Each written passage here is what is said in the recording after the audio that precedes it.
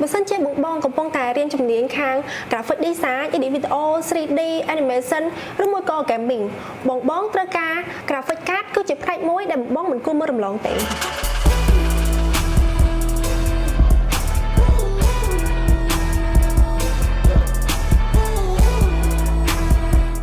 ជាបងកំពុងស្វែងរក laptop ដែលអាចរៀនក៏បានលេង game ក៏បានបងមិនគួរមើលរំលង model Asus ROG Strix G16 នេះទេ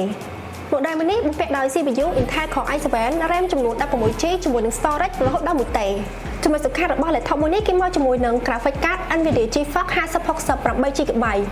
ជួយសម្រួលការងាររបស់បងដោយរលូនហ្មង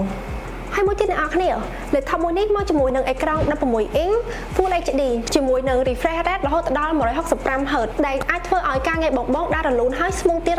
ហើយសម្រាប់ promotion back to school វិញគឺយើងមានការ promotion ទៅលើ model Asus ROG Strix G16 ដែលមានការ promotion រហូតដល់$50មកជាមួយនឹង mouse ហើយនឹងកាតាបអស្រស់ស្អាតទៀតផងចំពោះ warranty របស់ laptop មួយនេះវិញរហូតដល់ 2 ឆ្នាំជាមួយនឹង perfect warranty ថែមពីលើ 1 ឆ្នាំទៀតបើសិនជាបងមានចំណាប់អារម្មណ៍បងអាចមក PDC computer របស់យើងឬតាក់ទងតាម website ឬមួយក៏សួរព័ត៌មានតាក់ទងនឹងការបង់រំលោះក៏បានណា